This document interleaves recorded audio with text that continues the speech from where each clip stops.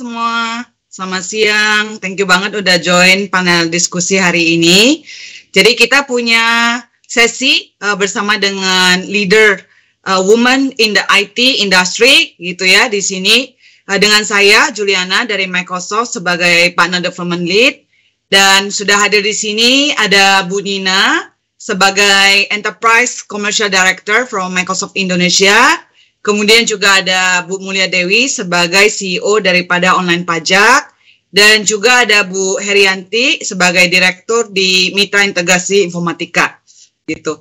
Mungkin sebelum mulai saya ingin bacain sedikit nih siapa nih gitu ya panelis kita di siang hari ini. Jadi yang pertama tentunya kita ada Bu Nina ya. Bu Nina sudah hampir 27 tahun ya Bu ya di dunia IT gitu ya, kebanyakan di IBM dan Microsoft ya, banyak di dunia komersial baik hardware maupun software gitu, dan sebelumnya juga sempat belajar tentang electro engineering ya, waktu zaman dulu kayaknya masih dikit ya wanita yang di situ gitu kan, di ITB bahkan gitu.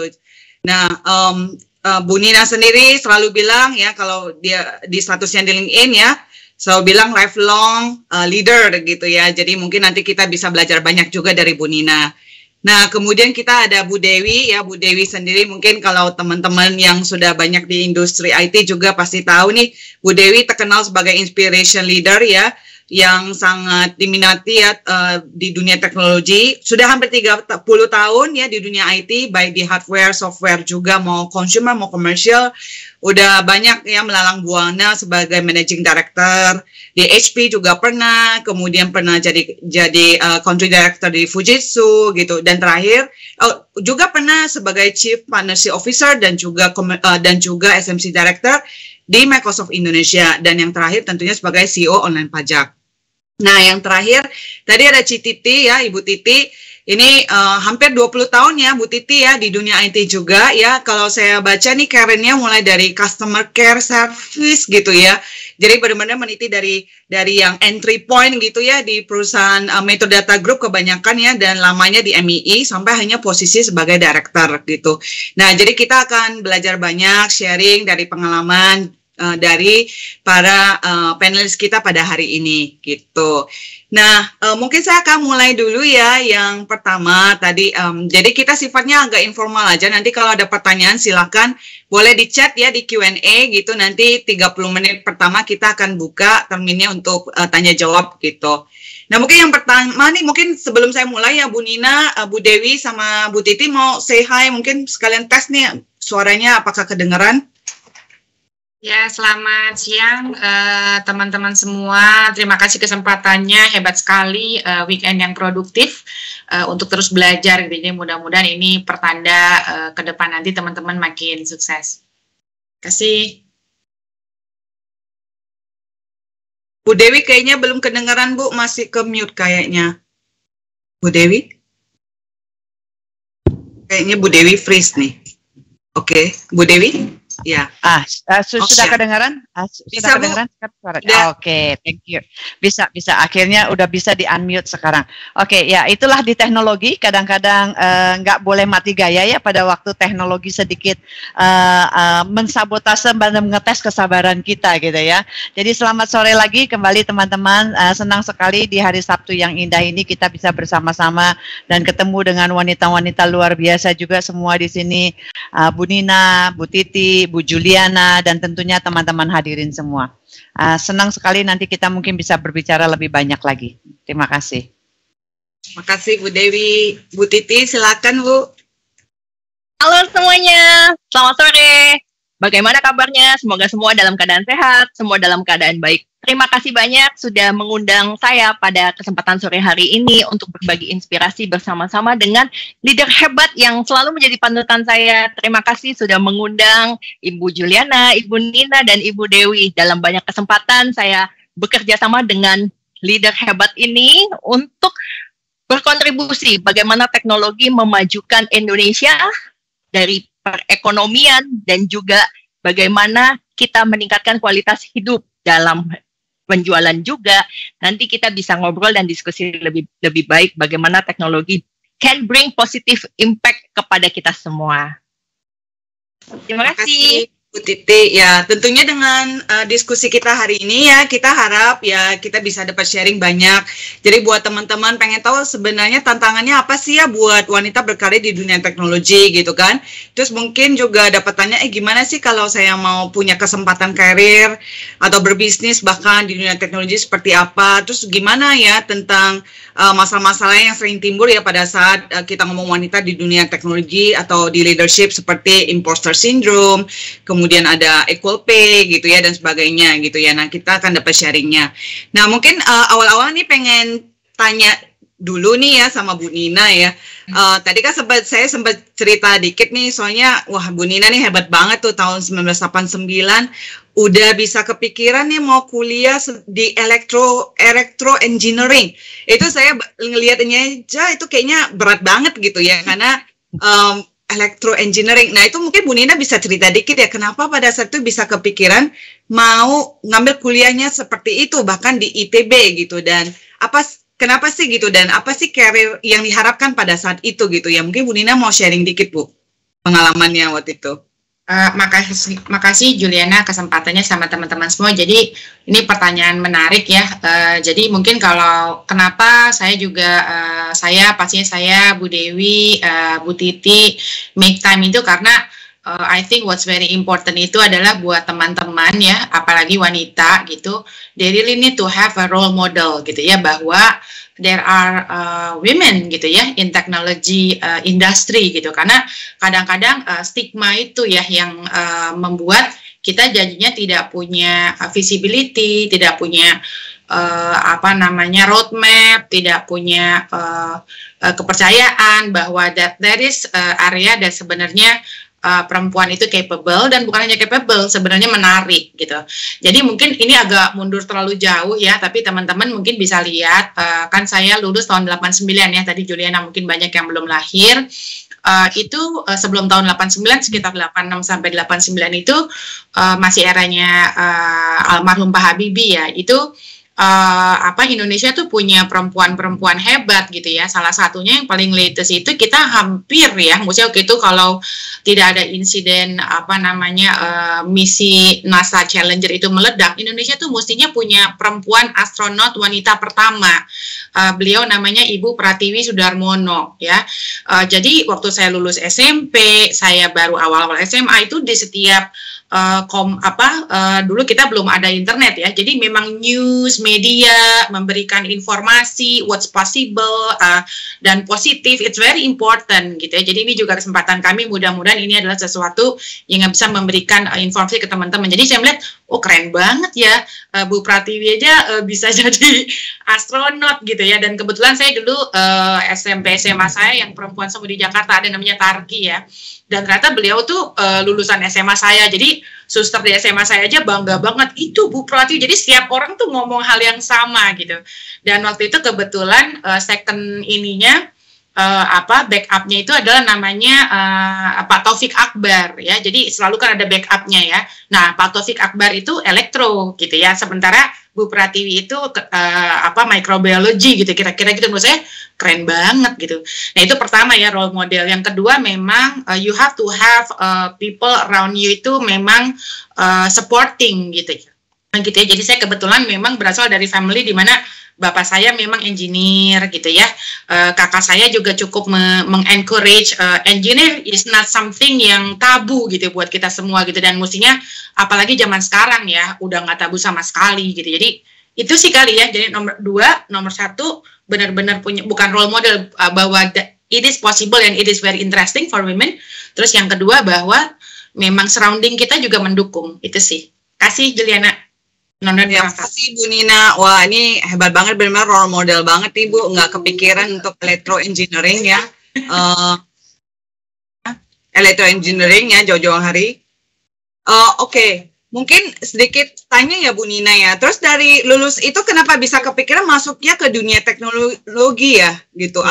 Pernah kepikiran nggak Bu misalnya waktu itu pengen nih coba jadi astronot misalnya atau apa gitu. Kenapa jadi ke dunia teknologi gitu Bu? Mungkin malah nggak usah jauh-jauh ya, kembali lagi kan manusia itu sebenarnya tidak harus kita tuh dipatok ya hanya teknologi, hanya apa. Saya juga sebenarnya orang yang sangat passion terhadap musik gitu, malah sebenarnya dunia saya tuh agak bercabang. Mungkin kalau saya jadi anak sekarang, saya mau jadi pianis kali gitu ya. Tapi maksudnya don't limit your option, don't limit your passion gitu. Jadi sekarang walaupun saya bekerja di teknologi, musik juga, main piano juga masih my passion gitu. Ternyata itu sangat membantu gitu. Nah, kenapa milihnya ke dunia teknologi ya agak relevan sih ya Juliana ya, bahwa dari lulus electrical engineering atau computer science dulu kan juga belum terlalu banyak ya. Jadi agak logik sih masuk ke teknologi, walaupun waktu zaman saya itu sebenarnya yang sangat compelling tuh masuk ke banks ya. Jadi kalau kita mau cepat monetary-nya dan sebagainya kan itu lagi booming ya, financial services. Terus terang saya sebenarnya juga ada interview di situ gitu. Cuman kembali lagi surrounding ya. Jadi beberapa orang gitu yang udah lo mah di teknologi aja, lo lebih cocok di situ gitu ya. Ya udah saya jalanin. Cuman kan bagusnya kalau sekarang teman-teman you have a lot of informed decision, termasuk tadi ya saya juga ngikutin sesinya LinkedIn dan sebagainya. Jadi mudah-mudahan apapun yang teman-teman jalani, mau pindah sana sini atau apa, you have some informed decision. Tapi it's okay, pindah-pindah juga nggak apa-apa, just do it gitu. Itu aja sih dari saya. Kasih Jo. Kalau zaman sekarang kayak gitu ya Bu ya, pindah-pindah 3 tahun gitu ya, biar punya banyak pengalaman gitu. Mungkin kalau dari Bu Dewi gimana Bu? Kan kita lihat nih Bu Dewi udah experience-nya banyak banget gitu ya, waktu pertama mungkin zaman dulu gitu ya, mungkin teknologi juga hampir 30 tahun lalu kali ya, waktu pertama kali Bu Dewi masuk ke dunia teknologi, mungkin not something kayak sekarang yang udah very generic gitu kan ya. Waktu zaman dulu itu Bu Dewi gimana nih bisa masuk ke akhirnya dunia industri teknologi gitu, dan karirnya sepanjang masa nih kayaknya semuanya di teknologi gitu. Dan mungkin ada tantangan apa gitu dari pengalaman Bu Dewi sendiri gitu. Oke, thank you Juliana untuk pertanyaannya, banyak sekali. Dan tadi mendengarkan Bu Nina juga sangat menarik gitu ya. Jadi sambil mendengarkan Bu Nina, saya sambil berpikir, wah ternyata memang Nina coming dari keluarga yang memang secara background memang sangat akademisi dan sangat supportive terhadap untuk proses itu. Kalau saya mungkin perjalanan hidup saya agak berbeda. Kalau perjalanan hidup saya banyak kebetulan ya. Kalau ada kata pepatah, when the life throw you the lemon, then this is the part I try to make a lemonade. Jadi mulai dari karir saya pilih jurusan, dulu pilih jurusan aja nggak kayak Nina, udah dipikirin dari SMP SMA. Saya itu pilih jurusan saya S1 saya di accounting, kemudian masuk ke master lebih banyak karena ambisi, karena ego. Wah, orang lain bisa. Zaman dulu accounting buat saya, buat zaman generasi saya pada waktu itu termasuk salah satu yang istilahnya prestis dibandingin dengan cuman bidang yang lain gitu, karena itu termasuk kayak mungkin awal-awal teknologi dibuka semua orang kan lari ke sana. Nah, kurang lebih accounting zaman saya seperti itu. Jadi kebetulan aja. Demikian juga dengan terjunnya, karena tadi kan S1 saya accounting, terus kemudian saya ambil master, terus kemudian masuk ke teknologi juga gara-gara kejebur. Itu jadi bukan sesuatu ya. Ada sistem kejebur karena apparently walaupun background saya accounting dan management as a overall, saya tuh nggak suka jadi auditor. Jadi saya pernah kerja awal-awal karir saya itu sebagai auditor. Tapi one thing that I don't really like, auditor tuh musuhnya banyak. Karena kerja KPI-nya auditor kan cariin salah orang lain. Jadi yang musuhin banyak. No, that's not the life that I want ya.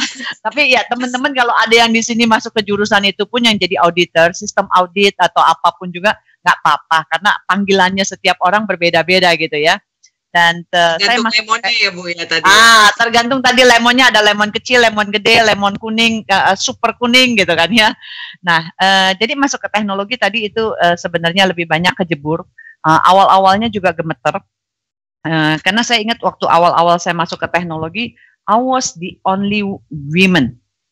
Wow. Kalau kita biasanya dealership meeting, itu zaman-zamannya kalau Titi mungkin tahu ya, zaman-zamannya Pak Syah, masih ada Pak Hangus Hogo zaman dulu. Jadi I was the youngest, I was the only woman in the on the table cap gitu. Wasn't easy.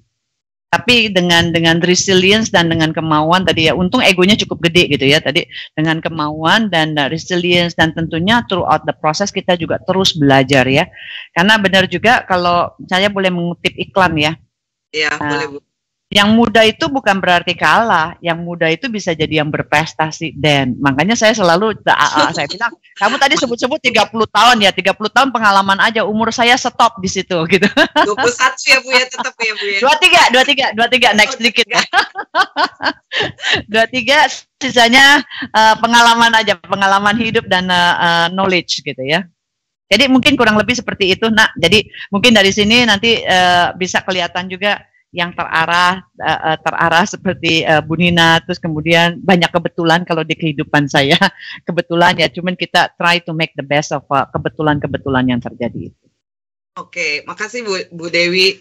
Nah kalau gitu kita dengan Titi nih, Ibu Titi gimana nih? Ini kebetulan sama nih alma maternya, cuma nih senior saya nih.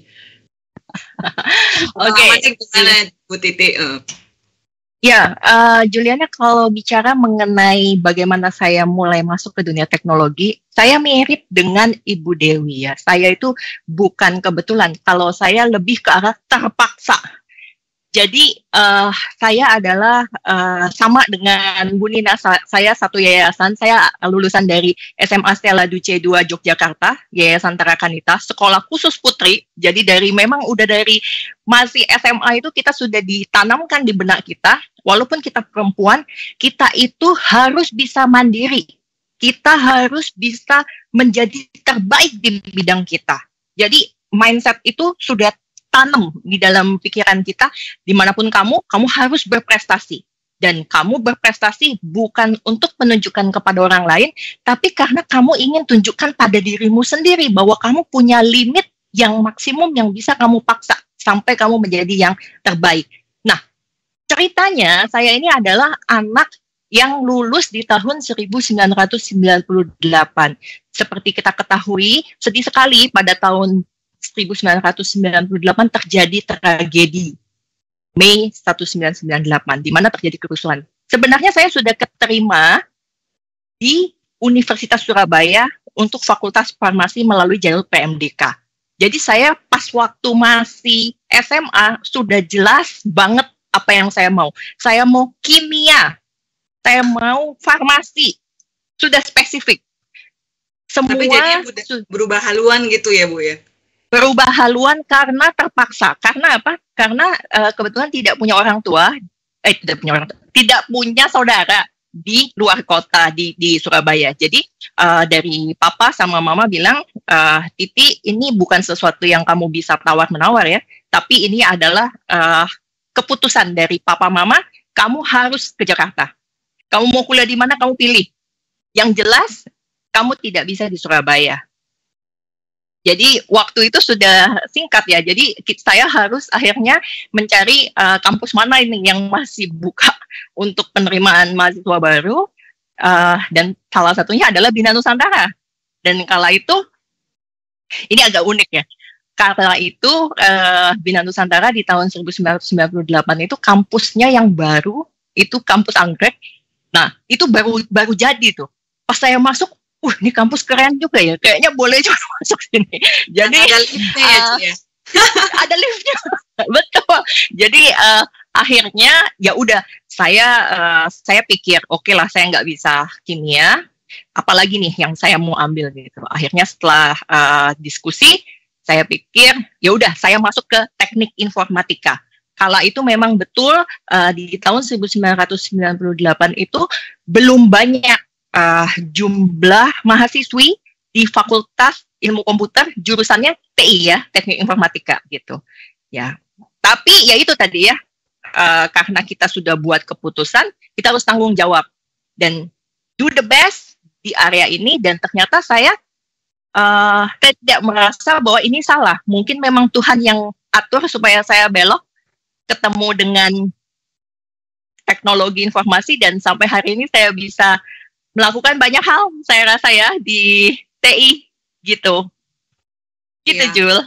Oke, thank you Bu Titi. Oh, ini kalau kita dengar ceritanya dari Bu Nina yang emang udah direncanakan gitu ya, lebih terstruktur. Bu Dewi yang kebetulan dapat lemonnya itu. Terus Titi yang sebenarnya mix ya, antara planning dan juga dapat lemonnya apa gitu ya. Jadi kita punya 3 story yang berbeda ya. Mungkin nanti teman-teman ada yang relate juga gitu ya. Nah mungkin next ya, mungkin saya pengen tanyain ke Bu Nina dulu nih Bu. sebenarnya Bu Nina punya motivasi apa gitu ya Bu ya, selama ini kan soalnya karirnya selalu di industri IT dan memang sangat fokus di komersial ya kalau kita lihat ya tracknya Bu Nina. Tapi Bu Nina sendiri itu punya motivasi besar apa sih gitu ya supaya mau jadi pemimpin, salah satu pemimpin wanita yang kalau saya bisa bilang ini orang-orang pada udah lihat banget nih ya, kemarin habis post 100 quarter gitu kan, itu banyak banget yang likes dalam berapa hari doang gitu, udah lebih dari 1000 kayaknya ya Bu ya. Nah tapi apa sih yang memotivasi Bu Nina ya selalu berkarir ya di dunia teknologi ini gitu, mungkin Bu Nina mau cerita Bu. Oke. Ya, makasih Juliana. 100 quarter nggak kerasa ya. Jadi Agustus kemarin tuh ternyata saya 27 tahun bekerja ya. Jadi buat teman-teman not even your age kali ya. Jadi tanpa disadari, tapi itulah kenapa serunya di dunia IT yang kalau saya reflect back ya, ada beberapa milestone gitu ya kalau yang saya lihat, karena dunia teknologi itu pertama ya, kenapa yang bikin saya selalu passionate setelah saya saya suka juga ngobrol sama teman-teman yang juga di industri lain dan sebagainya. Jadi menurut saya apa yang membuat saya terus berada di dunia teknologi, karena saya sebenarnya orang yang senang belajar. Jadi tadi kan Juliana share lifelong learner gitu ya. Jadi di teknologi itu stigma yang harus di break sebagai wanita itu adalah, kan orang suka bilang oh susah banget segala macam. Sebenarnya bukan susah sih, sebenarnya tantangannya adalah memang orang yang harus terus mau belajar, orang yang terus mau berubah, karena memang kita tuh dipaksa gitu ya, keadaan marketnya, keadaan solusinya, teknologinya berubah terus. Dan kalau menurut saya bagian untuk bahwa terus mau belajar dan terus mau berubah itu nggak ada hubungannya wanita dengan laki-laki. Jadi itu adalah stigma gitu, itu persepsi yang harus kita sama-sama break bersama gitu.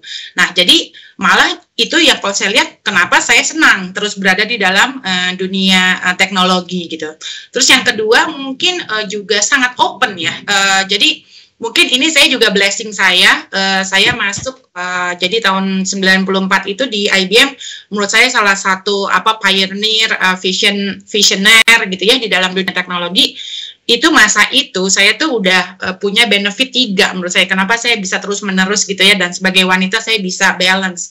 Yang pertama itu saya udah istilahnya nggak punya sistem absensi, jadi bekerja berdasarkan outcome. Saya tahu, zaman saya waktu itu boro-boro kayak teman-teman sekarang bisa kerja dimanapun, bisa jam berapapun. Bisa. Saya punya teman, misalkan absensi jam 8.05, kalau kita telat masuk ceklek gitu ya, 8.01, itu kurang gaji loh. Mau urusannya karena anak sakit, itu nggak gampang gitu ya. So, I think I have that flexibility gitu.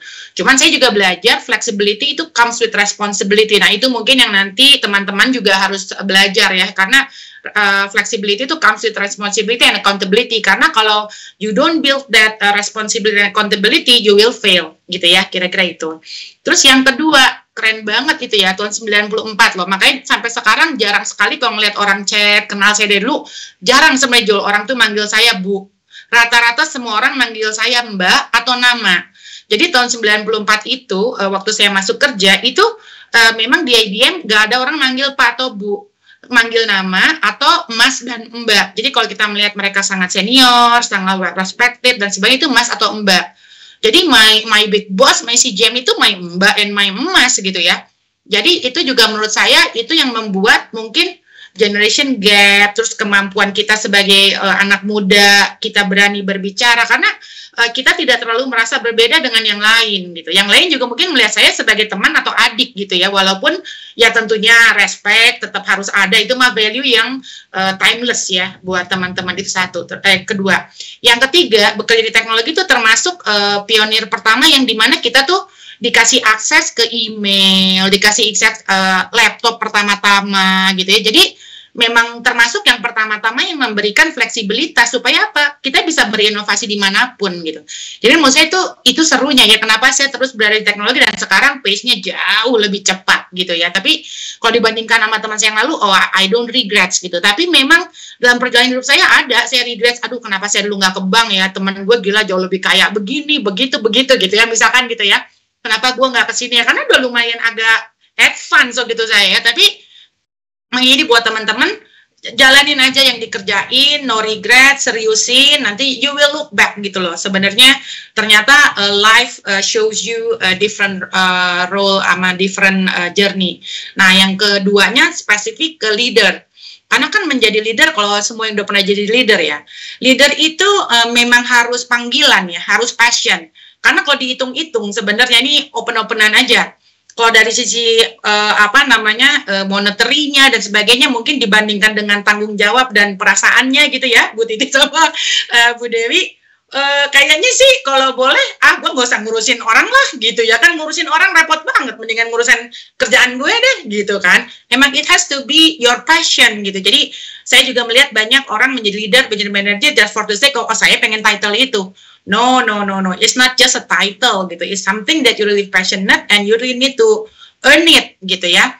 Nah, kenapa terus-menerus saya jalani seperti yang saya bilang?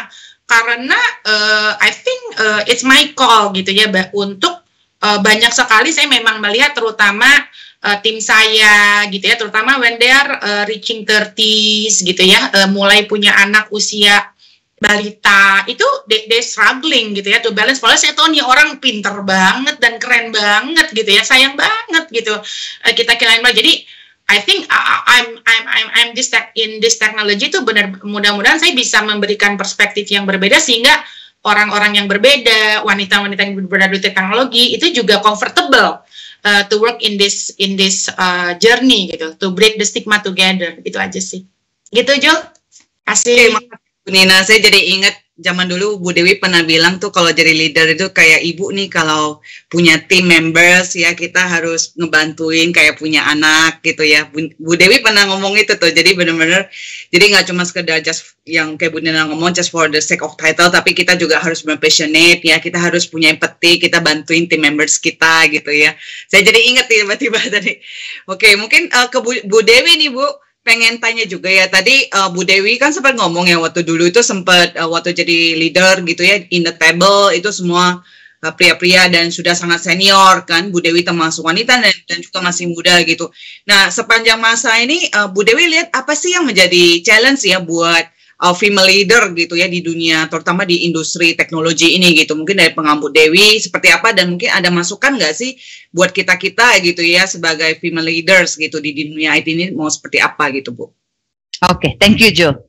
Benar sekali. Jadi memang relate tadi ngobrolannya dengan Nina ya. Jadi memang jadi leaders, terutama kalau kita punya tim, nggak gampang karena ngurusinnya yaitu tadi anak ya, anak di kantor. Flash and emotions gitu ya.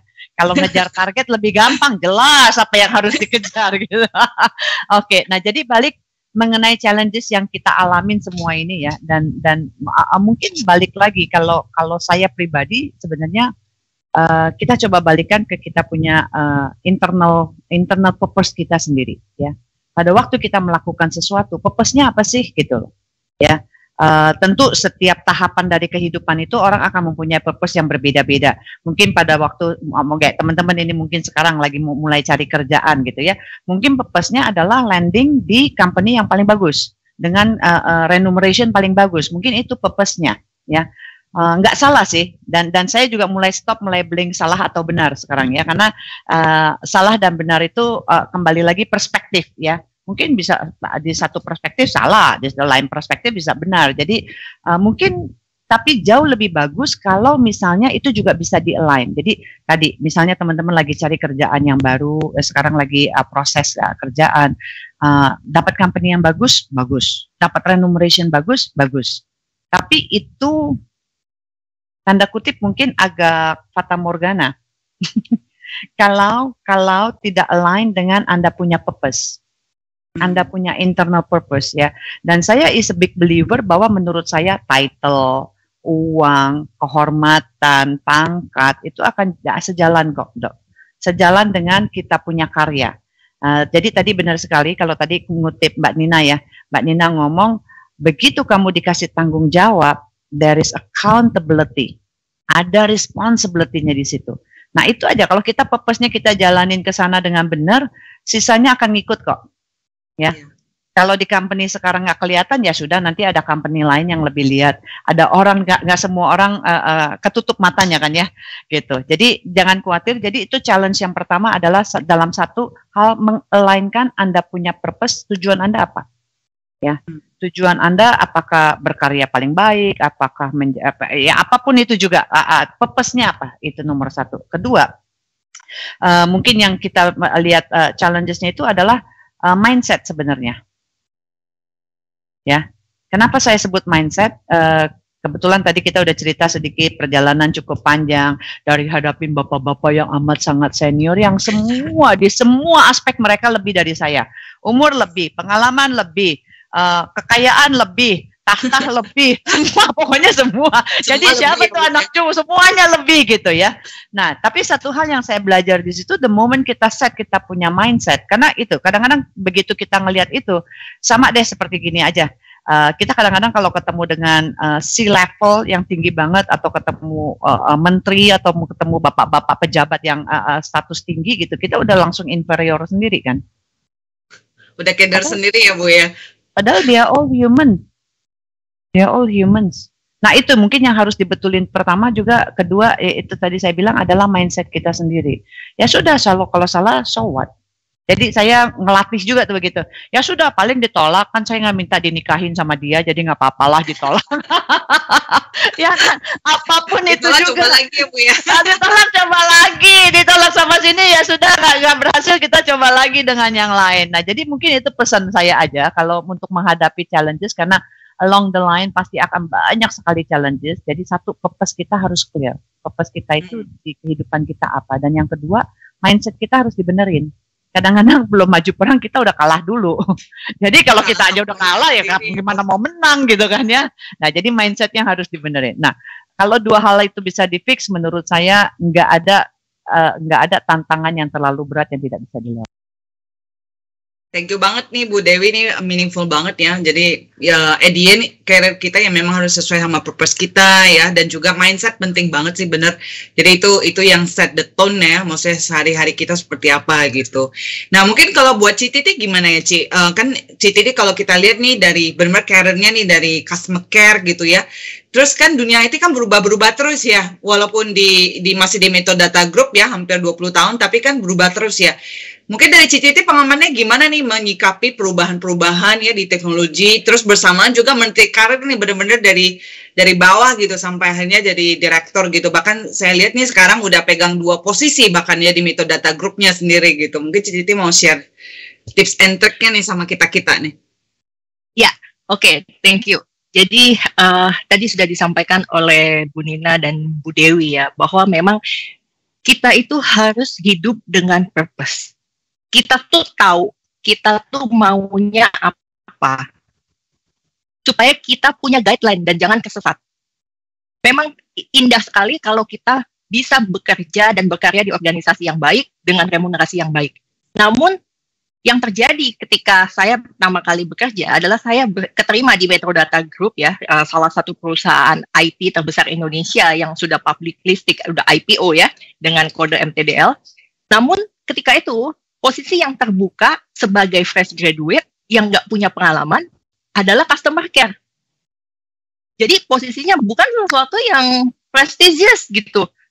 Sampai ada masa di mana saya sendiri bertanya, apakah ini tepat untuk saya coba masuk gitu ya.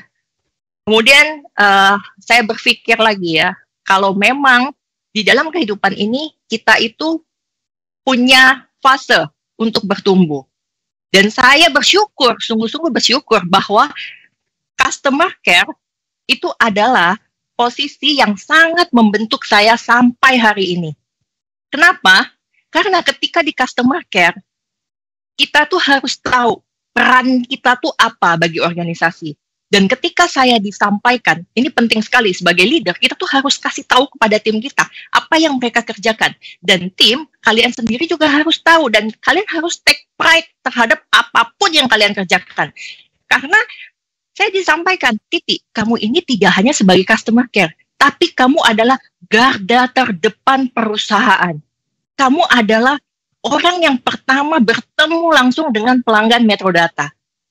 Dan kamu adalah representasi wajah perusahaan. Jadi, kamu penting sekali, Titi. Terus saya langsung mikir, oh oke, customer care. Berarti penting ya customer care ya gitu ya. Dan kala itu, sebagai customer care, saya harus bisa handling call yang mayoritas adalah komplain. Dan kalau komplain, kadang-kadang orang marah, frustasi. Dan saya harus tahu, mereka nggak frustasi dengan saya, bukan. Tapi mereka frustasi dengan keadaan. Dan bagaimana saya hadir untuk membantu mereka.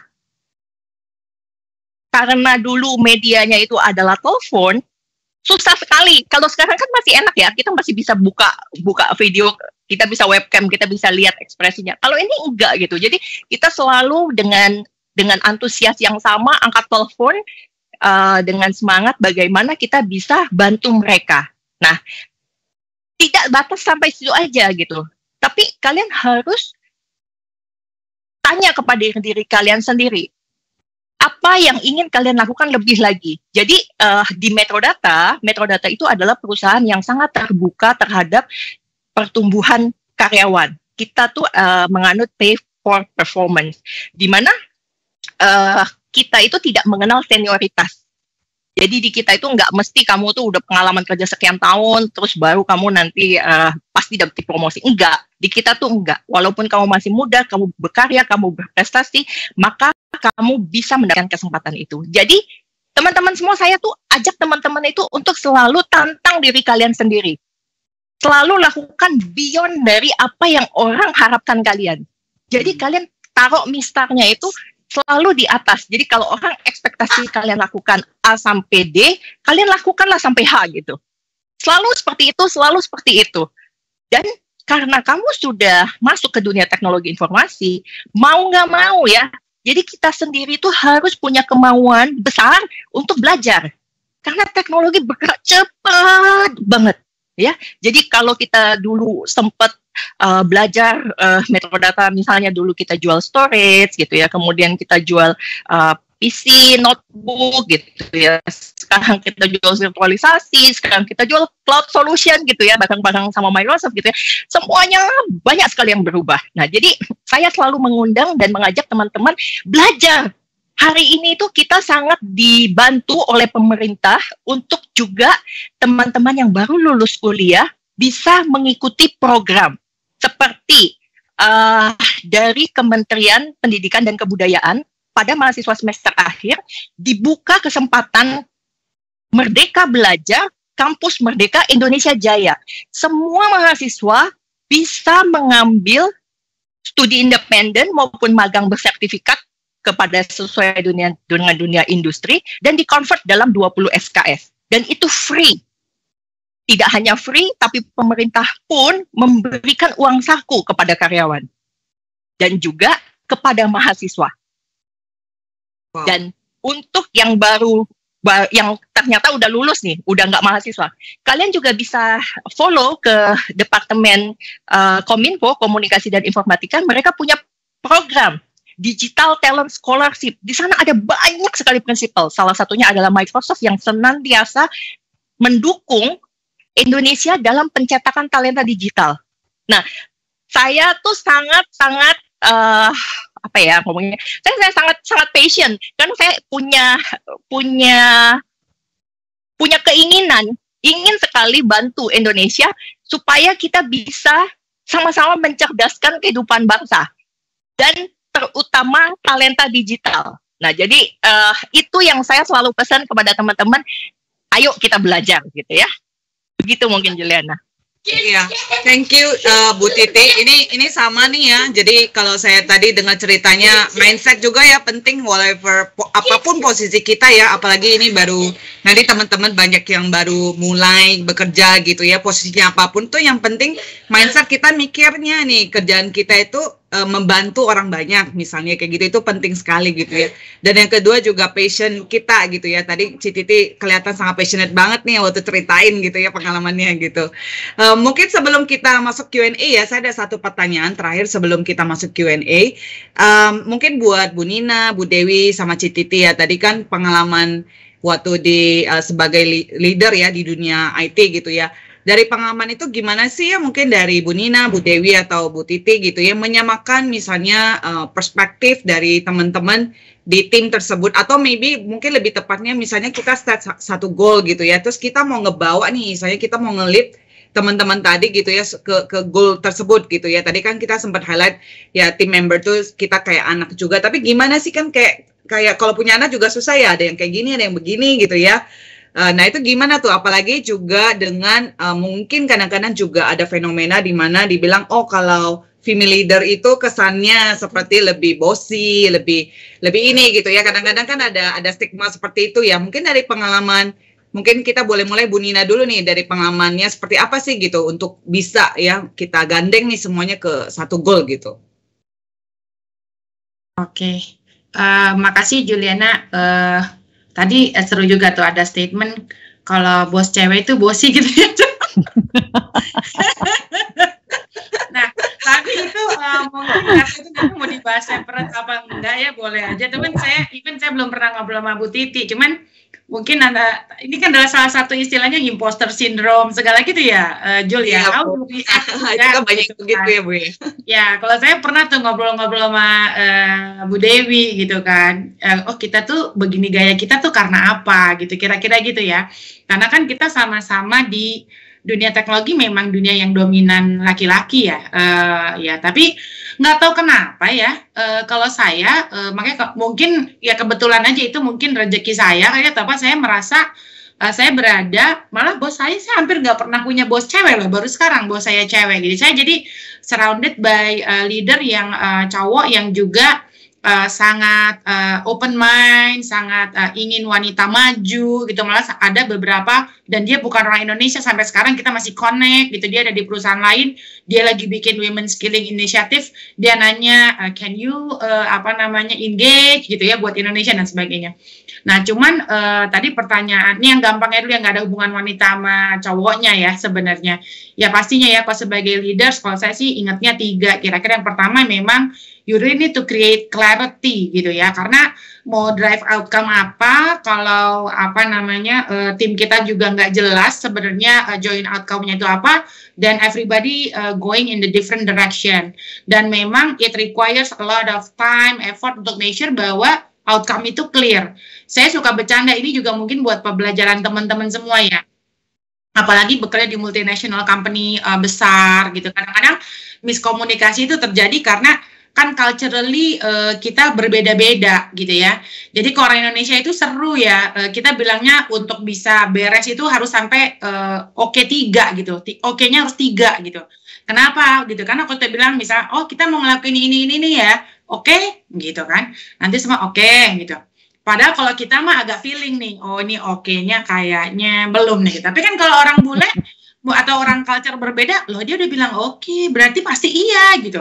Padahal kalau Indonesia tuh kita akhirnya bercanda, oke 1 tuh berarti dia baru denger. Oke, ini oke 1 apa oke 2 gitu. Kalau oke 2 tuh artinya denger dan ngerti. Karena belum tentu loh kita bilang apa tuh mereka ngerti, nggak necessary gitu ya.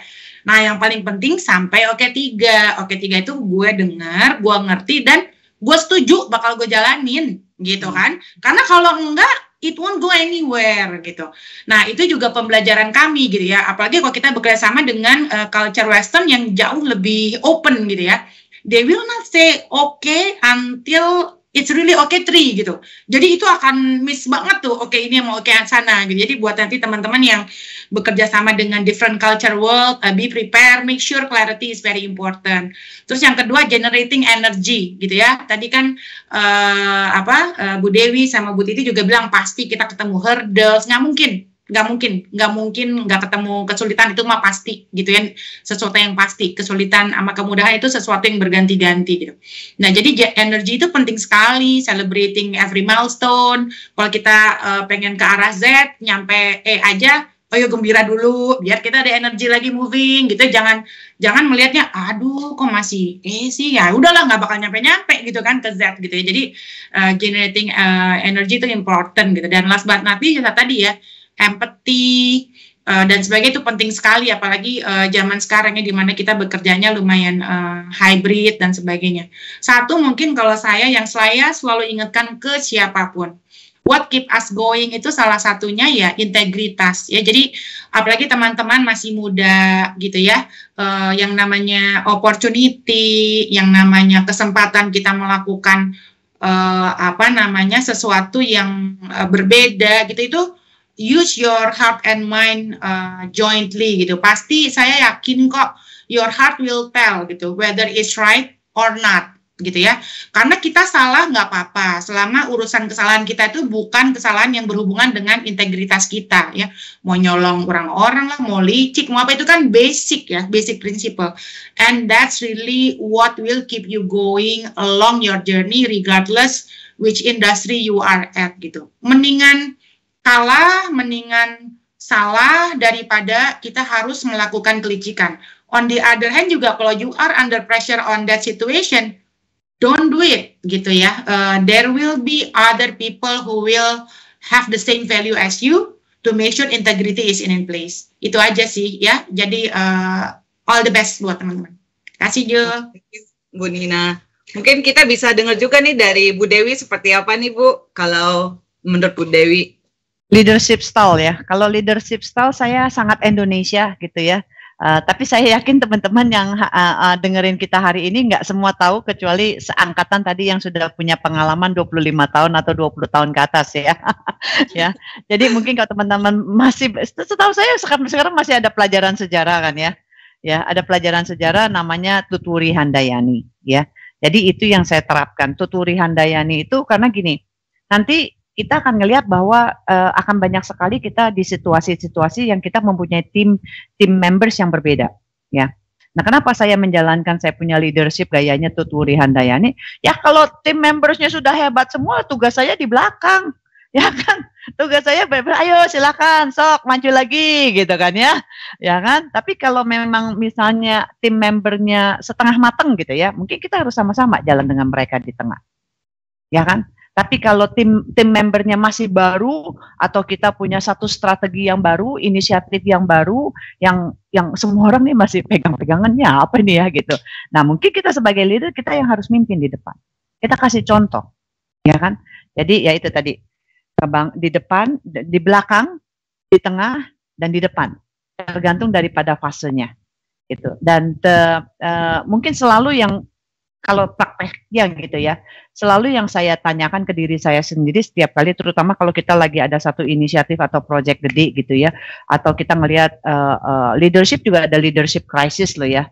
Ada kadang-kadang leadership crisis pada waktu mungkin, apalagi zaman sekarang gitu ya, terutama anak-anak generasi zaman sekarang kan mereka punya patience itu untuk di satu company itu udah nggak seperti zaman dulu.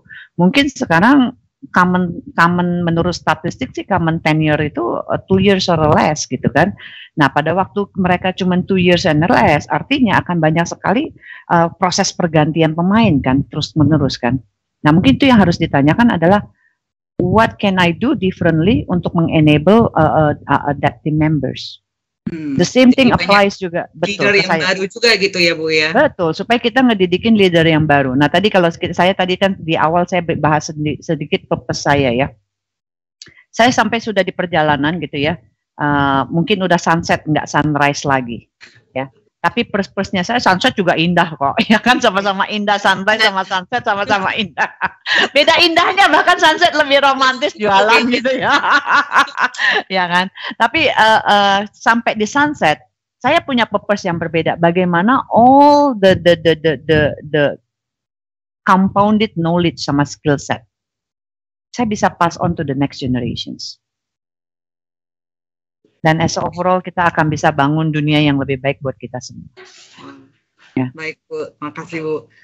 Mungkin ke Cititi kali ya, tadi Bu Nina sempat nyinggung tadi terakhir integritas gitu ya. Saya jadi ingat di metodata tuh value besarnya yang pertama integritas ya, yang kedua profesionalisme, yang ketiga entrepreneurship gitu. Mungkin balik ke Cititi juga ya, align sama misi metodata, maybe leadershipnya seperti apa, apalagi kita as a female leader gitu ya, mungkin Citi mau share juga. Betul ya, seperti yang tadi disampaikan oleh Juliana, integritas. Jadi penting sekali bahwa apa yang kita pikirkan, apa yang kita katakan, dan apa yang kita rasakan itu adalah satu dan dalam harmoni. Dan ketika kita bicara kita sebagai pemimpin, pemimpin itu harus menunjukkan konsistensi. Memimpin itu dari waktu ke waktu, kita harus pastikan. Yang pertama ya, menurut saya pribadi, kalian harus menjadi orang yang baik. Karena kita percaya bahwa apa yang kita lakukan baik dan benar itu biasanya dimudahkan jalannya gitu ya. Dan yang kedua adalah harus memiliki tujuan yang jelas. Apa target yang ingin kita capai? Itu adalah pedoman utama sehingga dalam kita menjalin komunikasi dengan tim itu kita akan lebih tulus. Kita akan bisa rasakan kok ketika kita bicara, minta tolong, ngomong dengan tulus, atau ya itu tadi dengan bosi. Kadang-kadang mereka tahu itu bentuk kasih juga, karena kadang-kadang ya memang kita bisa punya cukup banyak waktu untuk menjelaskan. Halo, kamu gimana gini. Kalau lagi waktunya panjang bisa sih gitu. Kadang-kadang kalau udah eskalasi, udah urgent gitu ya. Customer, direkturnya udah telepon gitu ya, kita udah nggak punya waktu gitu ya. Nah, namun kita nggak bisa ya ngomong sama tim. Kebetulan saya di partner ya, Juliana dan Ibu Dewi dan Ibu Nina tahu persis ketika kita bicara ada kendala atau apapun juga, kita itu kan harus butuh bantuan tim, dan itu banyak deployment yang terjadi itu justru di akhir pekan, di after office hour. Nah, kita nggak bisa itu ngomong minta tolong kalau kita tidak build the trust. Itu butuh waktu. Caranya bagaimana ya? Kalau menurut saya, satu hal yang paling penting adalah kita mengenal tim kita dengan baik. Ya, saya di Metrodata di MI dipercaya untuk manage salah satu business unit yang cukup besar. Saya ada handle team managed service, di mana saya punya kurang lebih sekitar 1.500 tim di seluruh Indonesia ya. Memang tidak bisa kenal mereka semua, tapi minimal adalah saya selalu minta kepada tim, kita mengenal inner circle tim yang ada di bawah kita. Jadi yang bekerja sama itu kita harus kompak. Karena yang tadi dibilang ya, kita itu akan banyak sekali dapat problem, dapat komplain, dapat serangan. Tapi kalau kita sendiri di dalam itu kompak, mudah-mudahan kita bisa terus maju jalan ke depannya gitu ya.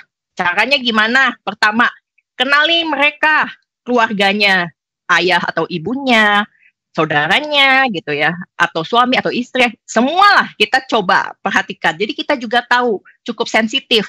Apabila contoh misalnya Juliana, kita tahu ada tim kita yang memang ayah dan ibunya mungkin sedang sakit dan memiliki ketergantungan kepada dia, sehingga kita tahu kalau untuk tim yang ini kita tidak tuntut dia untuk selalu available datang ke kantor, tapi kita tahu kita bisa minta dia standby dan kita bisa harapkan dia bekerja gitu ya.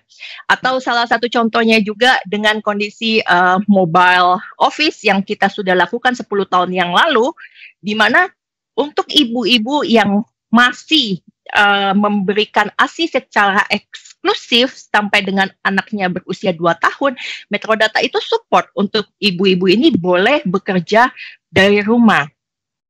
Jadi sebelum pandemi ini terjadi, sebelum pandemi ini belum betul ya. Iya, sudah kami lakukan. Apa yang terjadi ya, Juliana? Yang terjadi adalah engagement karyawan itu menjadi sangat meningkat karena dia tahu bahwa Metrodata ini, company ini peduli terhadap keluarganya, peduli loh untuk dia sebagai wanita bisa menjalankan perannya sebagai ibu, memberikan ASI eksklusif kepada anaknya gitu ya. Nah, jadi saya titip pesan itu aja, dimanapun kalian, walaupun kalian mungkin belum pimpin siapa-siapa, minimal kan kalian harus pimpin diri kalian sendiri ya. Jadi kalian harus baik dan kalian harus jelas terhadap apa yang ingin kalian capai gitu. Baik, thank you Cititi. Oke, mungkin ini dari tadi kayaknya udah banyak banget yang nanya ya. Kita coba pick beberapa pertanyaan.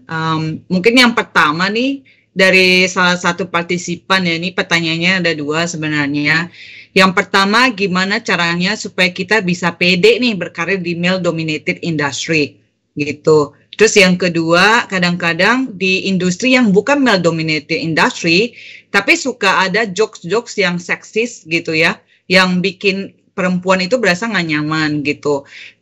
Apa yang harus kita lakukan ya untuk kita ngedeal ya dengan hal-hal yang sifatnya seperti itu sehingga tidak berdampak negatif ke performance kita gitu. Silakan mungkin mau Bu Nina, Bu Dewi atau Cititi dulu mau bantu jawab. Oke. Bu Dewi, ya, mau diputar kali diputar. Ya boleh. Ya nggak apa-apa, di tengah dulu nih. Bu Dewi dulu nih. Ya. Tapi Bu Dewi freeze kayaknya. Bu Dewi freeze. Udah mau mungkin dulu. Titi bantu jawab, nggak apa-apa. Jadi gini, buat teman-teman semua. Jadi saya mengajak teman-teman semua untuk mulai terbuka pikirannya. Berdasarkan data sensus penduduk Indonesia pada tahun 2020 yang dirilis oleh BPS, Badan Pusat Statistik Nasional, bahwa jumlah warga negara Indonesia, pria dan wanita itu jumlahnya sudah hampir mendekati, di mana 136,6 juta itu pria dan 133,5 juta itu adalah wanita. Artinya jumlah wanita di Indonesia itu jumlahnya udah 49,5%. Artinya ya kita sudah hampir sama gitu ya. Jadi kita untuk menjadi pemimpin, kita harus memiliki kualitas pemimpin. Supaya kita disegani, caranya bagaimana? Caranya adalah kita mengerti apa yang menjadi ruang lingkup pekerjaan kita bisa mengarahkan kepada tim tujuan yang ingin kita capai. Dan sebagai pemimpin juga, kita harus berani dengan rendah hati kadang-kadang bersama dengan tim kita belajar. Kalau kita nggak ngerti, kita kadang-kadang juga harus nanya. Mungkin kayak kita ya saya bareng sama Bu Nina gitu ya, Bu Nina ya sekarang teknologi cepet banget gitu ya. Kalau kita nggak nanya, nggak mau belajar ya kita akan ketinggalan gitu ya. Nah jadi seperti itu. Dan apabila ada perbuatan atau kata-kata yang tidak berkenan, komunikasikan dengan baik. Kalau saya akan minta kepada yang bersangkutan untuk one on one. Saya tidak berkenan dengan statement kamu. Gimana? Ada sesuatu kah atau ada concern apa yang ingin disampaikan dengan statement itu gitu. Jadi bukannya kita ngambek kayak anak kecil ya, jangan ke kanak-kanakan, enggak. Tapi kita panggil one on one. Nggak perlu melibatkan banyak orang lah ya, kita aja dan kita sampaikan bahwa perilaku ini tidak berkenan di hati. Ya Bu, bagus di stand up for ourselves juga ya Bu ya. Yes, of course gitu. Dan satu lagi, kalau kita lihat ada teman kita yang mungkin mendapatkan perlakuan yang tidak berkenan di hati, kita pun harus stand up buat dia. Mungkin dia nggak berani ya, tapi kita tahu kita pun harus sampaikan in the proper way supaya jangan terjadi bullying di lingkungan pekerjaan ya. Itu sangat-sangat tidak nyaman gitu ya. Jadi kita harus jadikan lingkungan bekerja ini adalah tempat yang nyaman untuk kita menjadi pribadi yang lebih baik lagi gitu. Mungkin dari saya begitu. Mungkin itu ya. Iya. Oke. Bu Nina mau tambahin Bu? Ya mungkin lainnya sama Bu Titi tadi, kalau urusan pede nggak pede, ya sama ya resepnya ya, balik lagi itu mindset, terutama balik lagi, apalagi di industri male dominated kan dalam hal ini mungkin industri IT ya, mungkin industri IT kan dibandingkan male dominated industry yang lain mungkin ada juga yang memang ada require very different physical requirement gitu ya, yang memang kadang-kadang physical requirement itu laki-laki bisa jadi lebih diuntungkan, bisa jadi ya, saya juga nggak tahu. Nah cuman kan kalau IT sebenarnya enggak, benar-benar perbedaannya itu siapa yang mau belajar, siapa yang terus bisa bekerja sama. Jadi I think itu tinggal mindset dari teman-teman aja sih supaya bisa lebih pede gitu ya di industri teknologi gitu, dan mindset bahwa itu male dominated menurut saya sebenarnya apalagi zaman sekarang itu udah jauh berbeda. Saya tadi kan Juliana cerita ya, mungkin saya melihat statistik alma mater saya kan, karena kalau ITB kan memang itu rasanya udah male dominated banget ya, teknologi semua gitu. Jadi even saya dulu kuliah elektro itu 11 wanita dari 150, dan angkatan saya tuh termasuk paling banyak. Di bawah saya tinggal 2 orang dari 150 gitu ya. Dan mungkin average total seluruh ITB karena kan memang jurusannya berbeda-beda ya. Ada yang engineering-nya lebih hardcore dan sebagainya, itu mungkin maybe 10% up gitu ya. Nah, kalau sekarang saya dengar gitu, even kan anak saya juga kuliahnya di bagian computer science ya, IT ya. Itu dia bilang di angkatan dia itu 40% wanitanya. Gitu ya, itu even di bidang computer science or IT gitu. Dan in average ITB-nya, karena ITB kan juga ada farmasi, ada industrial engineering dan sebagainya, itu udah 50%. Jadi sebenarnya, nah ini problem statement kita itu adalah bagaimana lulusan-lulusan yang, kan pasti orang-orang yang lulusan-lulusan dari teknologi ini kan dibutuhkan oleh negara gitu kan, dan mau laki-laki mau perempuan semuanya dibutuhkan gitu.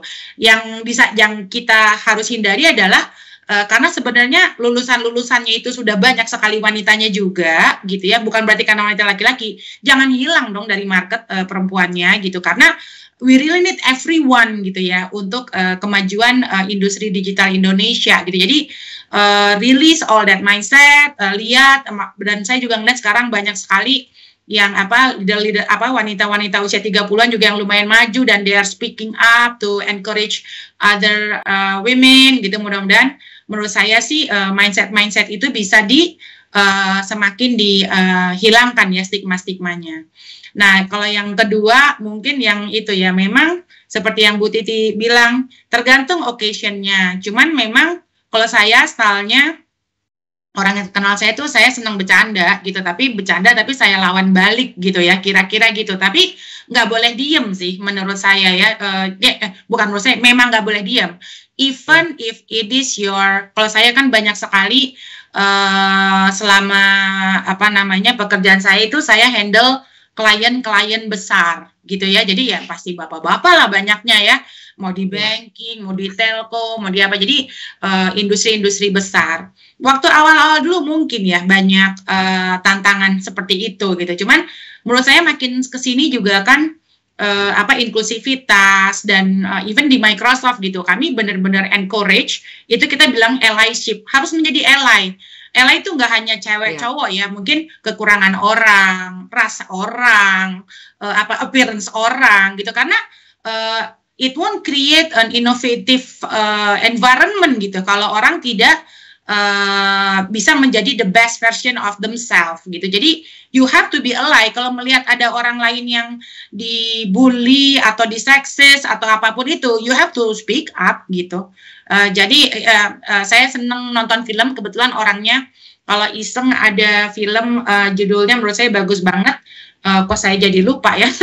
Pokoknya gini, ada satu quote gitu, itu tentang abusive di Amerika. Ini pastor gereja-gereja Katolik di Boston atau Spotlight itu menang Oscar segala. Itu ada, dan itu true story gitu ya. Dan itu bisa terjadi dimanapun. Jadi ada quote-nya dia bilang gitu, it requires a village to raise a child gitu ya. And it requires a village to abuse one. Karena ignorant. Jadi menurut saya sama, dalam kita iklim bekerja pun kita jangan diem gitu, karena it's really our ignorance yang membuat iklim kerja itu tidak kondusif jadinya. Itu sih, jadi speak up, berani menjadi ally untuk hal-hal yang kita believe bahwa it's good gitu ya for all of us. Oke? Okay. Ya Bu, jadi speak up dan juga be a good ally gitu ya. Mungkin Bu Dewi juga ada pengalaman itu nggak Bu, atau mungkin masukan nih, tadi masih cerita tentang dominated industri yang dominated oleh pria, dan juga kadang-kadang ada jokes yang lebih ke seksis gitu ya. Mungkin dari pengalaman Bu Dewi, dan mungkin suggestion-nya apa nih buat teman-teman di sini? Ya, tadi kalau saya ingat pertanyaannya 2, jadi tadi mungkin dari Mbak Nina, dari Mbak Titi udah memberikan satu insight yang sangat-sangat bagus sekali ya, Ju ya. Nah, mungkin saya tambahkan aja sedikit bahwa pertama mungkin tadi pertanyaannya mengenai PD gitu ya. Kalau memang belum pede, nggak apa-apa, we can fake it until we make it, ya. Jadi ada triknya, we fake it until we make it, karena kita tahu juga bahwa merubah mindset, menjadi pede itu bukan sesuatu hal yang for some people nggak born with it, gitu ya. Jadi fake it-nya caranya gimana? Caranya satu, rehearsal. Kalau ada apapun juga lakukan rehearsal dengan baik, karena itu ngebantu. Terus kedua, biasanya ada trik-trik juga tuh, kalau kita biasanya kita mau kelihatan lebih pede, bahkan termasuk outfit yang kita pilih, itu juga akan membawa ambience yang berbeda dan membawa nuansa yang berbeda juga ya. Belajar intonasi suara, ya kan? Intonasi suara itu menentukan. Jadi kalau ceritanya Titi sedikit ya, 1.500 orang kadang-kadang begitu kebakaran harus cepat, nggak boleh tanya nadanya lembut-lembut lagi karena nggak ada urgensinya dong ya kan. Nah mungkin seperti itu, jadi fake it until you make it, dan saya rasa di sekarang ini banyak sekali tools ataupun yang bisa kita lakukan ya, dan kita bisa dapat belajar dari sana. Dan kalau tadi mengenai soal seksis ya, we have to stand up, nobody else will except we do it for ourselves. And I think we also owe it to ourselves that we stand up. Don't allow. Ya, tadi suggestionnya dari Titi kembali sangat bagus. Panggil one on one, dan it does happen juga kepada saya juga. Terutama pada waktu tadi saya cerita awal-awal karir saya itu termasuk korban bully gitu ya. Ya tadi kan dengan bapak-bapak yang punya segala-galanya gitu ya. I set another face-to-face meeting. Ya kan, saya tanya, oh ya kemarin kamu di meeting ada ngobrol seperti ini, maksudnya apa? Boleh dijelasin lebih lanjut. Dan terus ya balik ya, kalau kita mau pede tadi ya, kita juga harus comeback dengan fakta, comeback dengan data, fakta, comeback dengan real things, bukan gua rasa ya lo begitu, nggak usah baperan gitu ya, nggak ada tempat buat baperan, tapi faktanya adalah mengatakan seperti ini. Jadi statement Anda dengan ini dan terus kemudian begini, dan terus kalau memang itu statement itu sangat seksis, setelah Anda mengvalidasi dan mengklarify itu memang seksis, stand up. Next time I cannot tolerate that kind of a thing. Please stop it. We have to stand up. Ya. Oke Bu, mantap nih Bu. Ya stand up ya, jadi buat teman-teman kalau ada pengalaman begitu jangan lupa dan jangan takut untuk selalu stand up gitu ya, for ourselves gitu, very important gitu. Nah ini mungkin ada pertanyaan lagi nih, jadi ini keep coming ya kalau ada pertanyaan. Ini ada yang cerita dia udah usia 30 tahun dan untuk adaptif ke kemajuan teknologi ini, ya tadi berasa dia lebih lambat nih dibandingkan waktu dia masih lebih muda. Ini baru umur 30, kamu masih muda ini. Jadi mungkin dia tanya nih, ada masukan apa nih ya supaya kita bisa tetap adaptif gitu ya di era digital ya, terutama kan di IT memang cepet banget perubahannya. Mungkin dari siapa nih, Cititi, Bu Nina atau Bu Dewi, silakan dari pengalamannya. Ya boleh saya. Ya ya tadi ya mindset ya, apalagi di era sekarang ya, kan growth mindset itu kita benar-benar believe bahwa ilmu itu memang nggak ada yang forever gitu ya, dan bahwa nggak tahu itu nggak apa-apa, kita harus comfortable kita nggak tahu, tapi kita harus terus belajar untuk cari tahu, karena itu bukan hanya problem orang usia 30, orang usia 25, orang usia, itu problem everyone gitu menurut saya ya. Nah mungkin salah satu, kalau saya sih orang yang termasuk nggak malu bertanya, karena itu juga tergantung tergantung style orang masing-masing. Kadang-kadang orang yang kita pikir jago atau apa tuh malah lebih gengsi untuk nanya gitu, sehingga akhirnya malah kita bisa lebih cepat loh belajarnya gitu. Jadi just understand your strength and weakness gitu, how you can learn faster gitu ya, dan jangan malu bertanya aja supaya bisa lebih cepat gitu belajarnya gitu. Bertanya kan nggak harus langsung bertanya ini tentang apa, tapi juga even kok gue mau belajar ini di mana sih gitu, itu kan kita juga bisa cepat gitu. Jangan terlalu berlama-lama menurut saya. Kalau emang kita ada intensinya mau belajar, pasti ada jalannya. Itu kali dari saya. Kasih Jul. Oke Bu Cititi. Kalau saya saya memang subscribe. Ini saya subscribe di LinkedIn Learning. Jadi di sana itu banyak sekali modul pelatihan, mau belajar apa aja ada ya. Kelasnya tuh ribuan gitu ya. Jadi itu adalah salah satu cara saya untuk saya bisa catch up. Jadi kalau orang lagi ngomong apa, saya sendiri minder ya. Saya kadang-kadang kalau mau meeting apa ya? Oke. Karena kebetulan saya di partner, kita di Metrodata, di MI, kita punya partner puluhan gitu ya. Jadi penting sekali kita belajar dan ngerti gimana caranya kita mau memberikan solusi kepada pelanggan kalau kita sendiri nggak ngerti. Nah, kebetulan bos saya, Pak Safir Effendi, dia itu selalu memastikan kita tuh sudah pakai dulu produknya, ngerti, baru kita bisa berikan advice kepada pelanggan. Jadi jangan sekali-sekali kalau kamu nggak pede, kadang-kadang menurut Bapak tuh kalau kita nggak pede ya udah kita jangan sok pintar. Jadi kita harus belajar dulu. Kita harus belajar dulu ya. Nah, itu yang saya lakukan yang pertama. Yang kedua adalah akhirnya saya memang set waktu untuk mengikuti saat ini karena pandemi ya, kita bisa mengikuti banyak event-event global maupun event nasional yang memberikan update mengenai teknologi, mengenai skill tertentu, nggak hanya di bidang IT, ada banyak gitu. Jadi kita bisa belajar. Jadi yang diperlukan adalah kitanya mau, kayak yang tadi dibilang sama Bu Nina ya, bahwa untuk kita menjadi expert ya, berdasarkan teori dari Outliers ya, kita tuh butuh waktu 10.000 jam untuk bisa jadi ahli di bidangnya. Makanya kalau misalnya kita masih baru, ya wajar kalau kita nggak ngerti gitu ya. Jadi, tapi jangan berhenti di sana, tapi kita terus belajar gitu ya. Jadi, itu adalah hal yang baik, dan kalau memang kita nggak mengerti, kita bisa cari teman juga untuk bisa diskusi gitu. Menurut saya gitu ya, Jul. Oke. Bu Dewi? Ya, tambahan dari saya mungkin 2 aja gitu ya. Satu tadi, jadi tadi udah dengar dari Mbak Nina dan Mbak Titi, sangat bagus sekali. Tambahan dari saya satu itu, pilih lingkunganmu ya. Jadi kalau kita memang mau belajar cepat, kebetulan kalau tadi kan udah kelihatan banget ya, saya bukan orang akademisi. Saya kalau suruh belajar kebanyakan saya ngantuk. Somehow itu buat saya begitu. Jadi saya pilih caranya berbeda. Jadi gini, siapa sih idola-idola saya yang bagus-bagus? Bisa mungkin saya ikut pergaulannya mereka. Karena dengan ikut pergaulannya mereka, kita ikut belajar, cepat langsung praktek. Contoh lagi, kalau saya belajar ilmu baru gitu, tadi karena perlu 10.000 jam gitu ya untuk menjadi expert. Nah, saya biasa ikutan di customer tuh. Oke, siapa yang jago, kamu presentasi, saya duduk ikut ngedengerin. Nah, saya juga sering begitu. Nah, jadi pilih lingkungannya. Itu balik lagi karena kan setiap orang learning prosesnya berbeda gitu ya. Dan yang kedua adalah display your professional vulnerability. It's okay being vulnerable secara professionals ya.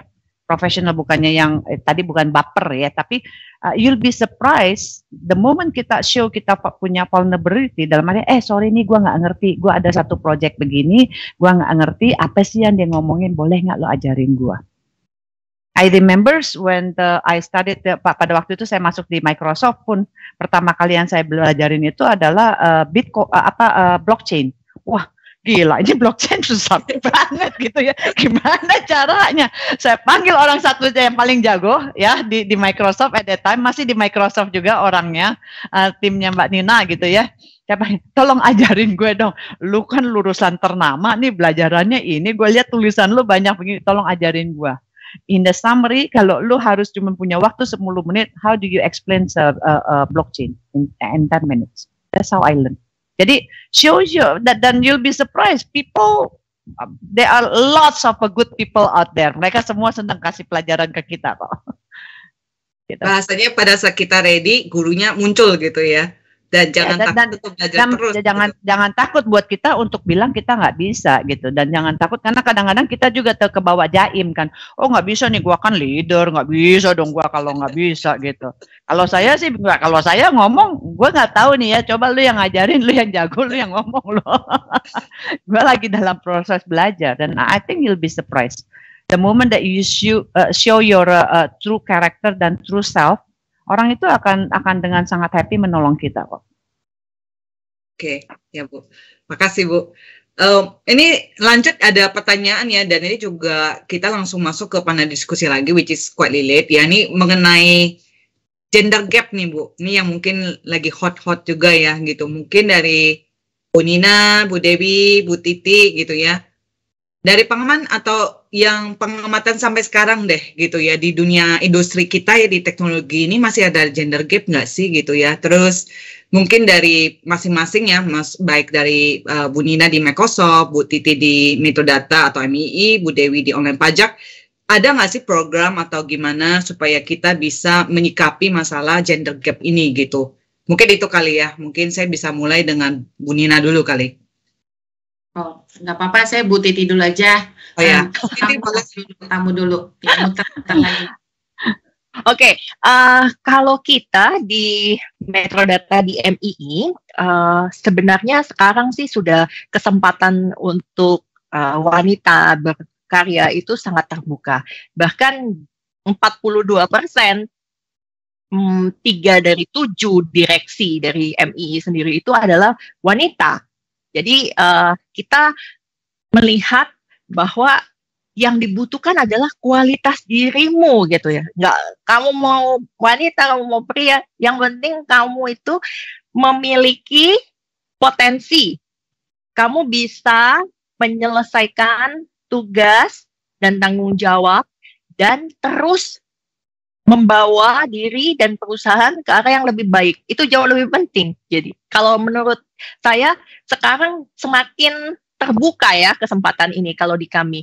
Bahkan saya baru juga mendengarkan dari pemerintah ya, sangat terbuka terhadap peluang untuk wanita. Salah satunya juga dari Kementerian BUMN, Bapak Erick Thohir menyampaikan ya pada target pada tahun 2023 dia memberikan kesempatan untuk lebih banyak wanita menjadi pemimpin gitu ya. Namun ketika kesempatan diberikan, pastikan dong kitanya punya kualitas itu gitu ya. Jadi amanah itu diberikan ketika kitanya juga udah siap. Jadi saya mengundang dan mengajak teman-teman semua, kalian harus terus tingkatkan kualitas diri gitu ya. Jadi ketika kesempatan datang, kita semua udah siap gitu. Mungkin dari saya gitu, Jul. Oke, mungkin dari Bu Dewi gimana Bu? Dari mungkin Bu Dewi lihat ya gender gap di dunia industri teknologi atau mungkin teknologi atau industri lain juga. Kalau Bu Dewi punya experience atau ada pengamatan tersendiri dan juga apa sih program yang kita mau lakukan ya di maybe di online pajak atau generally gitu. Ya. Setuju sekali sama Mbak Titi tadi ya, jadi memang tergantung kualitas bukan tergantung gender. Bahkan nggak cuma gender doang, termasuk juga disability dan ini yang terjadi juga di online pajak bahwa pada waktu kita rekrut kita punya data scientist itu banyak wanitanya. Hebat-hebat mereka semua itu padahal data scientist loh ya. Dan terus developer andal kita juga banyak juga wanitanya di sana. Ya, jadi balik lagi mungkin kita nggak ngelihat bahwa itu gender lagi, gender menjadi big issue, tetapi lebih banyak lebih banyak kualitas daripada untuk di posisi tersebut seperti apa. Jadi bukan tergantung gender. Bahkan kita di online pajak itu lebih luas lagi, kita tidak tergantung nationality. Jadi ada orang Indonesia, tapi kebetulan karena kita punya establishment ada di 3 country, ada di Indonesia, ada di Sydney, sama ada di Singapura gitu. Ada orang Indonesia direkrut juga di Singapura atau di Sydney, tapi kita juga ada merekrut orang asing juga di Indonesia gitu. Jadi benar-benar bukan bicara, bahkan bukan cuma gender, dan we have like numbers of people with some disability juga.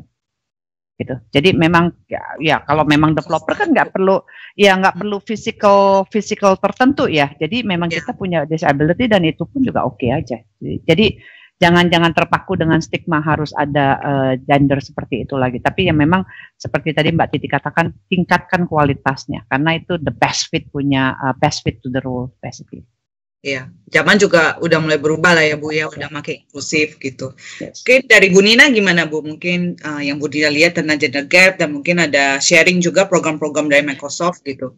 Ya mungkin nambahin aja kan sebenarnya gender itu adalah salah satu dari gap yang ada dari terhadap di seluruh dunia itu kan memang diversity and inclusion itu penting karena kenapa harus ada representasi yang cukup gitu ya, karena balik lagi contoh gender, sebenarnya kan globally pun bukan hanya di Indonesia, populasi wanita itu mungkin tadi seperti Bu Titi bilang almost 50% kali ya. Jadi dan yang dilihat apalagi sekarang digitalisasi gitu ya, sehingga memang workforce untuk digital industry itu akan perlu banyak sekali.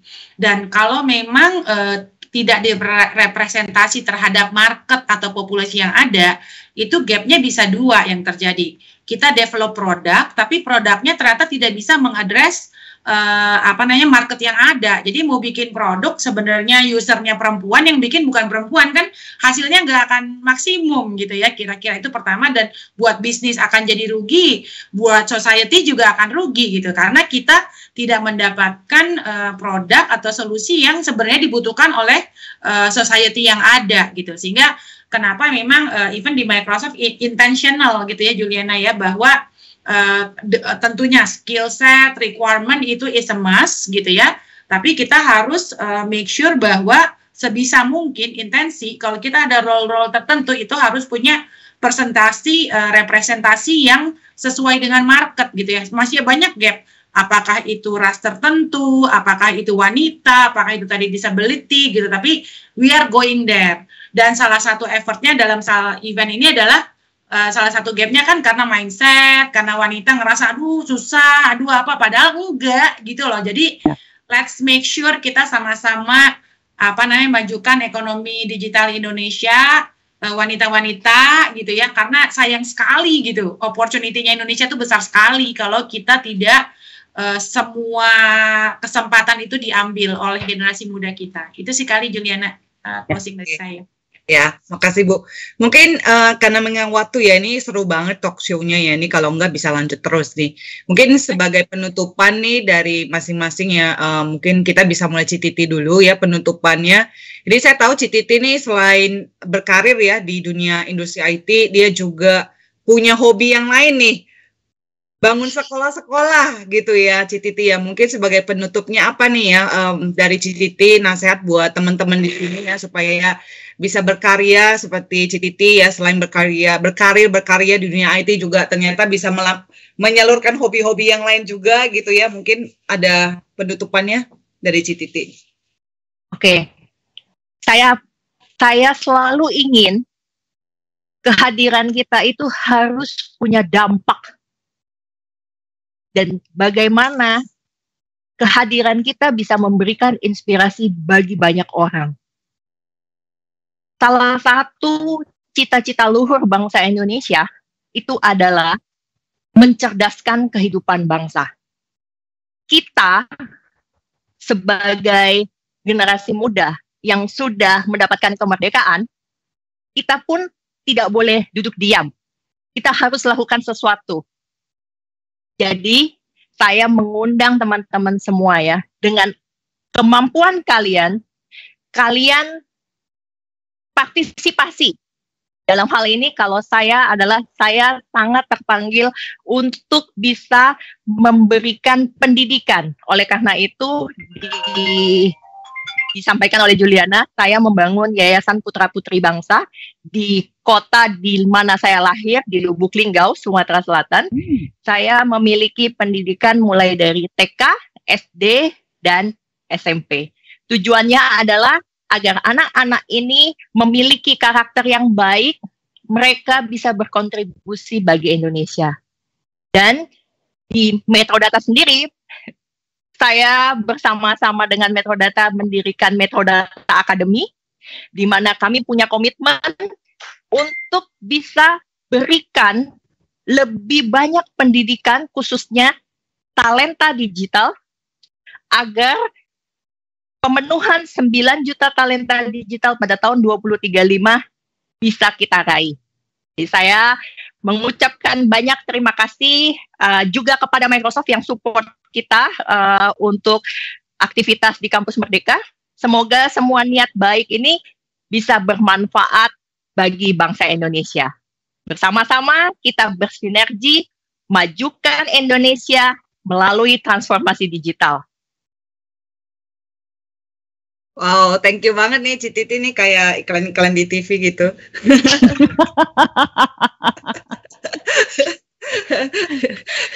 Bercanda ya Ci ya. Oke, mungkin yang kedua penutupan nih dari Ibu Dewi, apa nih masukan terakhir nih buat teman-teman di sini gitu kan. 30 tahun berkarya dunia IT. Nah, ini masukannya apa nih buat teman-teman yang baru mau masuk ke karir di dunia IT? Oke. Saran saya, jadilah versi terbaik dirimu sendiri ya, yang membuat dirimu bangga dan others being inspired dengan kita punya dampak. That's it. Singkat padat ya Bu ya. Oke, yang terakhir penutupan dari Bu Nina nih, Bu Nina. Gimana nih? Mungkin dari saya dua ya. Kalau yang pertama jelas dari sisi bisnis sendiri, kan Microsoft visi misinya adalah memberdayakan ekonomi digital Indonesia. Ya, Indonesia ekonomi digitalnya akan maju kalau talenta-talenta digitalnya juga ada. Dan talenta digital, kembali lagi, Indonesia itu kita tuh punya kemampuan banget ya untuk bisa maju, karena kita tuh salah satu negara dari di seluruh dunia yang 50% populasinya itu yang generation, gile gitu ya, itu kan produktif sekali gitu, dan itu 50%-nya wanita gitu ya, jadi make sure yang 50% wanita ini juga harus produktif gitu ya. Nah, yang kedua spesifik ke digital, menurut saya juga don't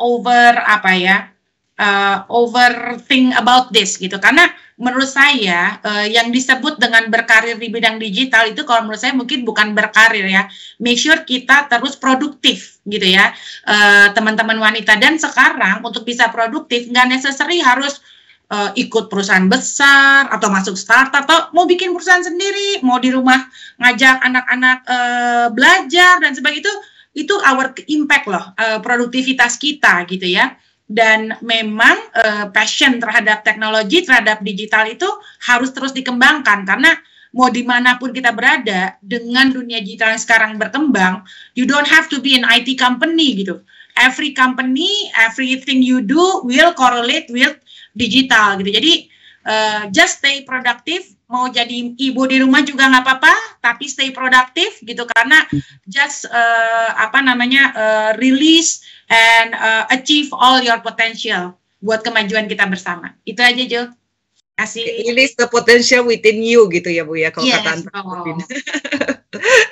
Oke Bu, thank you banget ya Bu Dewi ya, Bu Titi dan juga Bu Nina. Oke, sip. Makasih sekali lagi. Thank you semuanya. Ya, thank you Bu Nina, thank you. Senang bertemu dengan semua wanita-wanita hebat dan tetap berjaya terus. Oke? Thank you. Thank you. Bye bye semua.